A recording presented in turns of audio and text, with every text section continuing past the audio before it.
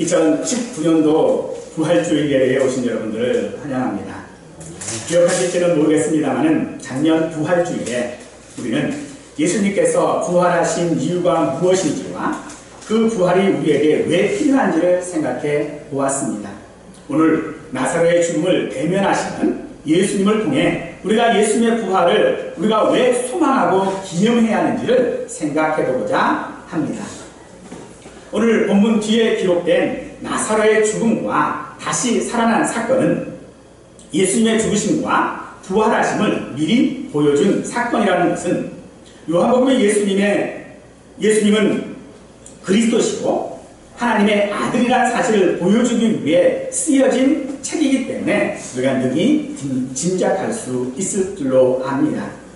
나사로가 병들었다는 소식을 예수님께서 접하셨습니다. 그러나 예수님은 한참이나 지난 후에 예수님께서는 나사로에 가셨습니다. 예수님께서 오셨을 때에는 그는 이미 죽어 무덤에 있은 지 나흘이나 되었습니다. 나사로가 매장된 지 나흘이나 되었음을 요한이 굳이 밝히는 것은 유대인들이 가지고 있던 전통적인 관념과 무관치를 않습니다. 그들의 인간 신앙에 있어서 죽은 자의 영혼은 사흘간 그 시체를 완전히 떠나지 않는다라는 믿음이 있었습니다. 따라서 죽은 지 나흘이 되었다라고 하는 것은 이제는 영혼이 완전히 그를 떠난 상태에서 회생의 가능성이 전혀 없는 최종적인 죽음의 사실을 묘사하고자 한 것입니다.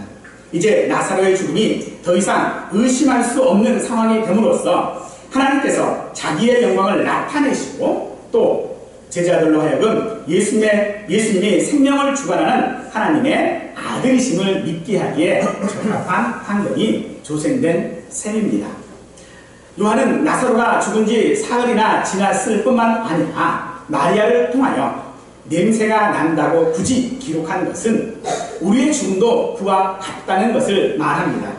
이 죽음은 육체적인 것이었던 영적인 것이었던 상관없이 다 죽음에는 어떤 소망도 없고 오직 절망과 슬픔뿐임을 시사하고 있습니다. 죽음이 이토록 절망과 슬픔뿐인 것은 죽음 앞에 우리가 할 수 있는 일이 아무것도 없기 때문입니다. 사람은 죽음 앞에 무력합니다. 죽음의 당사자는 무덤에 있고 남은 사람들은 눈물만 흘리고 슬퍼할 뿐입니다. 나사로의 죽음에 많은 유대인들이 조문을 했습니다만 마리아와 그리고 마르다에게 위로가 되지 못했습니다. 이미 가까운 사람의 상을 당해보신 분들이라면 모두 공감하실 것입니다. 상을 당해보면 사실 정신이 없습니다. 손님을 맞이하느라 정신이 없어 무엇을 해야 할지 아는 것도 잊어버릴 지경입니다. 아마도 그래서 상조회사가 만들어진 것이 아닌가 생각해 봅니다. 하지만 우리 기독교인들은요, 죽음을 대면하는 방식은 달라야 한다고 생각합니다. 왜냐하면 우리의 육체의 죽음은 영원한 죽음이 아니기 때문에 그렇습니다. 그래서 예수님은 언제나 죽음에 대하여 잔다라고 하신 것입니다. 우리에겐 죽음이 아니기 때문에 절망하거나 슬퍼할 필요가 없는 것입니다. 아멘. 성경은 그것을 마지막 때의 부활이라고 하고 있습니다. 고린도서 15장 16절에서 19절 말씀을 보면 만일 죽은 자가 다시 살아나는 일이 없으면 그리스도도 다시 살아나신 일이 없었을 터이요 그리스도께서 다시 살아나신 일이 없으면 너희의 믿음도 헛되고 너희가 여전히 죄 가운데 있을 것이요 또한 그리스도 안에서 잠자는 자도 망하였으니 만일 그리스도 안에서 우리가 바라는 것이 다만 이 세상의 삶뿐이면 모든 사람 가운데 우리가 더욱 불쌍한 자니라 라고 합니다. 우리 믿는 사람들에게는 부활의 소망이 있음을 사도 바울은 지금 말하고 있는 것입니다. 그러므로 여러분 혹시 상을 당하셨거든 절망하지 마시고 부활의 소망을 가지시기 바랍니다. 슬퍼하지 마시기 바랍니다. 더욱이 믿음 안에 있었다면 오히려 우리는 이 부활의 소망이 생긴 것에 대하여서 감사해야 할 수 있기를 간절히 바랍니다. 혹여 믿음 안에 있지 않았다면 그 날이 오기 전에 힘써 전도하시기를 바랍니다. 아멘. 주님께서 구일하심으로 십자가에서 한 행악자에게 오늘 내가 나와 함께 낙원에 있으리라 하신 말씀처럼 분명 주님은 전도하는 우리들에게 구원해 주실 줄로 믿습니다. 사람들은 분명 죽음을 두려워합니다. 그래서 죽지 않기 위해 많은 노력들을 합니다. 그래서 먼 미래에 예수님께서 다시 오시지 않는다면 아마도 영화처럼 몸을 기계로 만들 수도 있고 사람을 냉동했다가 다시 깨어나게 할 수도 있을 것입니다. 하지만 생명을 연장할 수 있을지는 모르지만 죽음은 누구도 피하지 못하는 현실입니다. 그래서 죽음 앞에 우리는 무력한 것이고 그 무력함이 우리를 두렵고 슬프게 만들고 절망하게 하는 것입니다. 이것이 죽음을 대면하는 일반적인 사람들의 모습입니다. 하지만 예수님께서 대면하시는 이 죽음은 우리와 달랐습니다. 본문이 있는 요한복음 11장에서 예수님은 이 나사렛의 죽음을 대면하시면서 비통히 여기시고 불쌍히 여기사 우셨다라고 합니다. 이 모습은 우리랑 다른 것이 없습니다. 죽음 앞에 아무것도 할 수 없어서 절망하고 슬퍼하는 사람의 모습을 불쌍히 여겨 우셨습니다. 우리 예수님은 고통 중에 있는 우리를 냉정하게 쳐다보시는 분이 아닙니다. 때로는 분노로, 때로는 눈물로 우리가 처한 상황에 깊이 공감하시는 분이 예수님이십니다. 하지만 예수님께서 비통히 여기시는 것은 죽음이 억울해서가 아닙니다. 예수님은 당신의 사랑하는 사람들을 소멸시키는 이 죽음에 대하여 분노하시는 것이고 부활의 소망을 소멸시키고 죽음을 두려워하도록 하는 사망의 권세에 대하여 분노하고 계시는 것입니다. 예수님은 우리가 고통과 죽음으로 눈물을 흘릴 때에 함께 눈물을 흘려주십니다. 우리를 위해 분노하시는 예수님을 보면 우리는 힘을 얻을 수 있습니다. 우리를 위해 눈물을 흘리시는 예수님을 보면 우리는 위로를 얻을 수 있습니다. 고난과 죽음의 고통 가운데서도 우리는 용기를 낼 수 있습니다. 우리의 모든 상황을 깊이 공감해 주시는 예수님이기 때문에 그러합니다. 우리와 다른 것 같지 않은 이 예수님의 모습에서 사실 우리는 많은 사람들이 주지 못하는 위로를 얻게 되고 사망의 권세를 이기신 것에서 우리의 두려움은 사라질 수 있다라고 하는 것을 예수님께서 이 죽음을 대면하시는 것이 바로 우리와 다른 것입니다. 즉 예수님의 모습에서 우리는 우리가 어떻게 죽음을 대면할지를 알게 되어진다는 것이죠. 그래서 예수님의 이 죽음을 대면하는 것은 우리와 다른 것입니다. 마르다는 예수님이 오신다는 소식을 듣고 즉시로 예수님께로 갔습니다. 그리고 주께서 여기 계셨더라면 내 오라버니가 죽지 아니하겠나이다 하고 합니다. 이미 죽은 자로 살리신 적이 있는 예수님을 원망하는 말인 것 같습니다. 마르다는 예수님이 병든 나사로와 함께 있었다면 지금보다는 상황이 좋았을 것이라고 말하는 것입니다. 그래서 나사로가 죽기 전에 예수님께 나사로가 병들었다는 것을 알렸을 것입니다. 분명 나사로의 곁에 예수님이 계셨다면 상황은 달라졌을 것이죠. 우리도 그런 생각을 합니다. 내가 실패하고 넘어졌을 때에 예수님께서 함께 하셨다면 실패하지 않고 넘어지지 않았을 것이라고 우리는 확신합니다. 그런데요, 깊이 생각해 보십시다. 예수님이 나와 함께 계시지 않았기 때문에 우리가 실패하고 넘어졌습니까? 아닙니다. 그런데도 우리는 예수님이 계셨다면 이라고 하는 것은 우리가 핑계거리를 찾는 것과 다르지 않습니다. 책임을 회피하는 것과 일반이라는 것입니다. 여러분의 사업이 망하지 않았다면, 우리의 자녀가 부모 말 잘 듣는 모범생이었다면, 당신이 병들지 않았다면 여러분의 가정이 파경에 이르지 않고 실패하지 않았다면 지금보다 좋은 상황이었을까요? 지금보다 더 예수를 알았을까요? 저는 자신있게 대답할 수 있습니다. 아니요. 그 실패와 절망과 슬픔이 있고 죽음이 있었기 때문에 우리는 예수님을 만날 수 있었습니다. 예수님은 그런 마르다를 만나 주셨고 위로가 되어 주셨고 부활의 소망이 되어 주심과 같이 우리에게도 예수님은 그런 분이신 것을 믿으시기 바랍니다.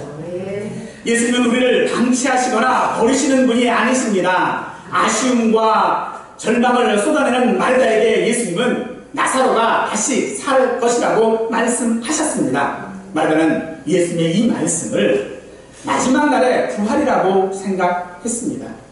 믿음을 가지고 있지만 예수님이 지금이라도 당장 나사로를 살릴 수 있다라는 온전한 믿음이 그에게는 없었던 것입니다. 예수님은 이런 마르다에게 예수님이 누구이신지를 알려주십니다. 우리 같이 한번 읽으십시다. 나는 부활이요 생명이니 나를 믿는 자는 죽어도 살겠고 무릇 살아서 나를 믿는 자는 영원히 죽지 아니하리니. 예수님은 자신이 부활이고 생명이라고 하십니다. 부활하게 도와주고 생명을 잃지 않도록 할 수 있는 능력이 있다라고 하시는 것이 아니라 부활이고 생명 그 자체라고 하시는 것입니다. 그러므로 예수님을 믿는다는 것은요, 마르다의 말처럼 나는 이제라도 주께서 무엇이든지 하나님께 구하시는 것을 하나님이 주실 줄을 믿는 것이 아니라 예수님이 부활이시고 예수님이 생명이심을 믿는 것입니다. 이 믿음을 예수님께서는 우리에게 요구하십니다. 내가 믿느냐 묻고 계신 것입니다. 이 질문은 우리에게 아주 중요한 질문입니다. 예수님은 이것을 내가 믿느냐고 물으셨습니다. 하지만 우리는 이 예수님의 질문을 오해합니다. 예수님께서 말씀하시는 이것을은 듣지 못하고요, 믿느냐라는 말씀만 듣고 내 마음대로 생각합니다. 사업이 잘 될 줄 믿습니다. 병이 나을 줄 믿습니다. 범죄 잘 되고 강건할 줄 믿습니다. 목소리를 높여서 믿습니다 하고 합니다. 그러고서 믿는다고 한 대로 되지 않으면 어떻게 예수님이 그럴 수 있냐고 우리는 원망합니다. 아마도 마르다도 예수님께서 나사렛이 병들었다는 이 소식을 들었다면 즉시로 오셨을 것이라고 그는 믿었을 것입니다. 본문에 보면 예수님께서 오셨다라고 하는 소식을 마리아 들었을 때에 마르다는 예수님께 갔지만 마리아는 집에 그냥 있었습니다. 요한복음에 묘사된 마리아는 언니인 마르다보다요 예수님을 더 좋아했던 것으로 우리는 생각해 볼 수 있습니다. 그런데 나중에서야 예수님께서 찾으신다라고 하는 이야기를 듣고서야 예수님을 만나러 가는 것과 예수님을 만나 처음 하는 말이 마르다와 같은 주께서 여기 계셨다면 내 오라버니가 죽지 아니할겠나이다 하는 것으로 보아 예수님을 아마도 원망했을 것으로 생각이 되어집니다.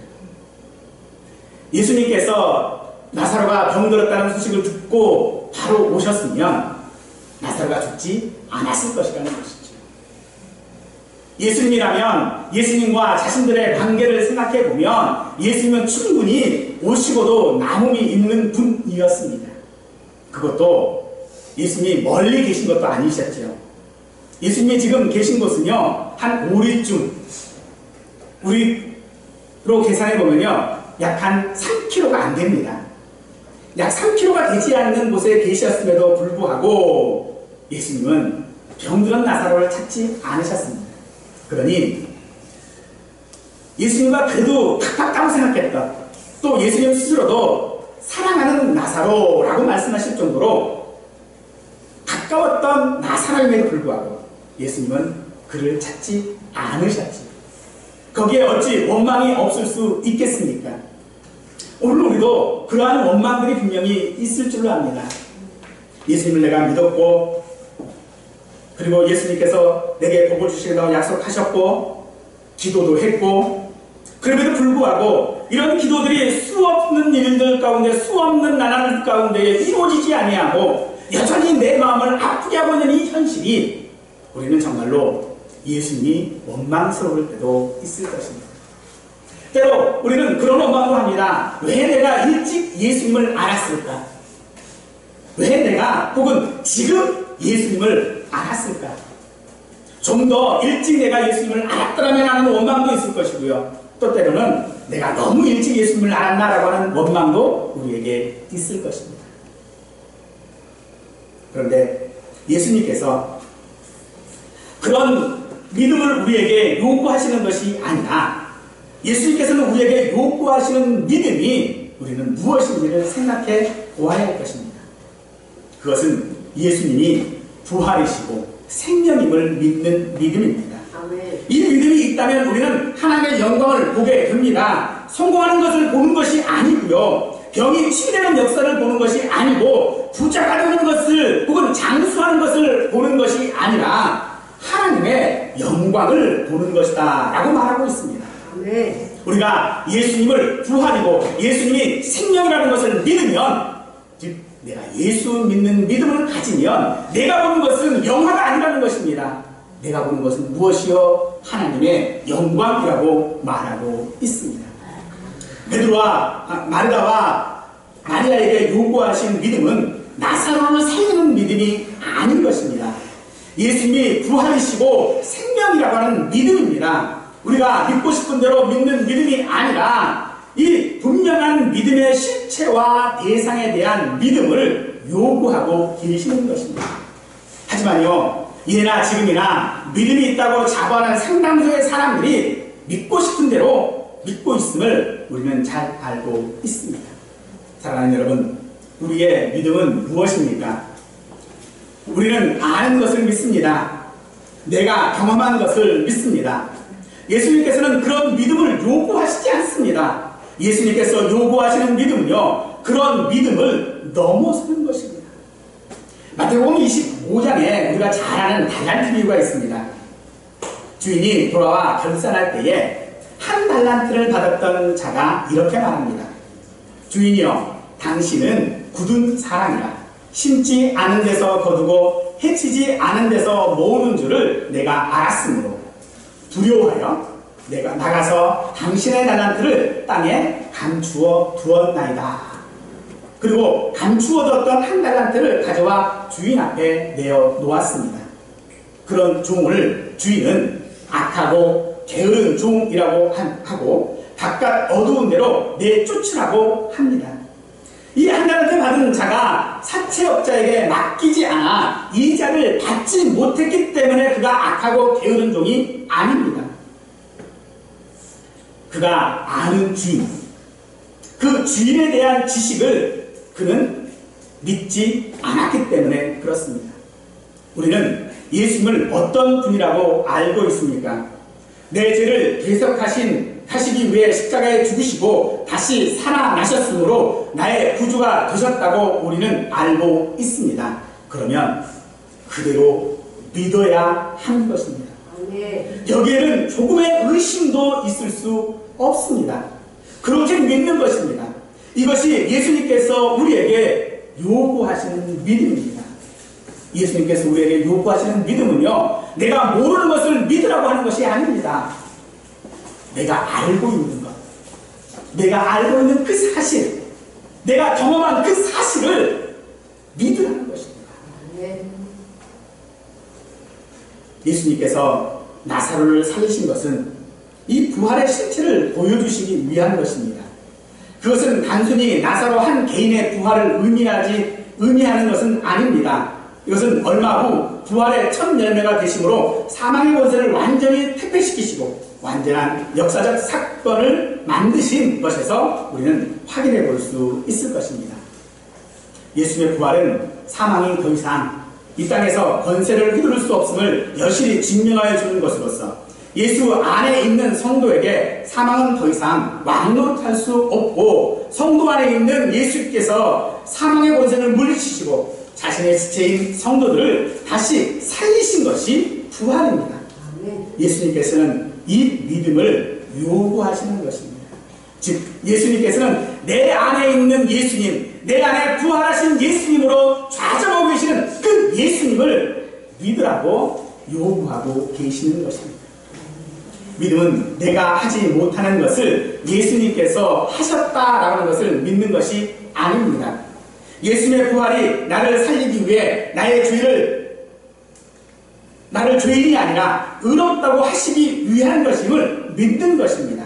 이것을 우리는 칭의 의식이라고 합니다. 지난 우리 고난주간을 통해서 우리는 예수가 우리를 위하여 죽으셨다라고 하는 것 때문에 이 죄인이라고 하는 죄의식이 우리는 있어야 한다는 것을 함께 생각해 볼 수 있었습니다. 이 죄의식이 있다면 우리는 동시에 칭의의식도 함께 있어야 합니다. 우리 함께 읽어보십시다. 로마서 4장 25절 말씀입니다. 예수는 우리가 범죄한 것 때문에 내어주게 됐고 또한 우리를 의롭다 하시기 위하여 살아나셨느니라.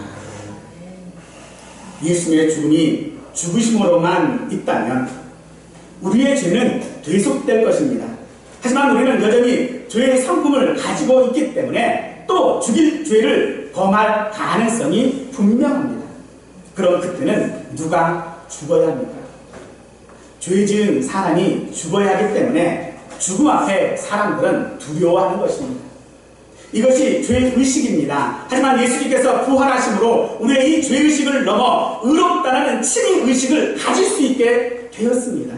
여전히 죄의 성품은 우리 안에 있지만 여전히 죽음이 우리를 두렵고 슬프게 할 것이지만 우리는 더 이상 그 자리에 머무를 수 없는 것입니다. 예수님께서 다시 살아나셨기 때문입니다. 예수님께서 부활과 생명 되시기에 그분 안에 있는 자들에게는 죽음은 더 이상 두려운 존재가 아니며 절망의 어두움도 아닌 새로운 삶의 시작이 되어지는 것입니다. 예수님은 죽음을 통해 부활하심으로 죽음이 더 이상 죽음이 아니며 부활을 통해 새로운 피조물이 되었음을 이것을 내가 믿느냐라고 우리에게 묻고 계시는 것입니다. 사랑하는 여러분, 예수님의 이 물음에 우리 모두가 아멘 하실 줄 믿습니다. 그러면 아멘이라고 하셨다면 그 믿음대로 사시기를 축원합니다. 아멘. 어떻게 사는 것이 믿음대로 사는 것일까요? 여러 가지가 있고 여러 방법들과 각자의 상황에 따라 달라질 수 있지만 저는 두 가지만 말씀드리고 싶습니다. 먼저는 개인적으로 여러분이 믿고 있는 말을 꼭 전하기를 바랍니다. 여러분이 전하는 그 말이 곧 복음이 될 것입니다. 어떤 증거도 없어도 당황하지 마시고 말로 언어로 복음을 증거하시기를 축원합니다. 두 번째는 여러분의 가정에서 예수님의 부활을 가감없이 서로서로 확인해 주시기를 바랍니다. 그러면 죽음으로 인한 두려움이나 슬픔이 우리 가정에는 없을 것입니다. 부활의 소망이 있으므로 다른 문제들, 예를 들어 경제적인 문제라든지 신뢰의 문제라든지 육체적인 질병의 문제와 같은 것들이 우리 가정을 파괴하는 일들이 없을 것이라고 저는 확신합니다. 부활주일, 부활하신 예수님을 기쁨으로 영접하시는 우리 모두에게 부활의 소망이 우리 개개인과 가정과 이웃들과 함께하기를 축원합니다. 예수님은 우리를 의롭다 하시기 위하여 살아나셨습니다. 할렐루야, 아멘.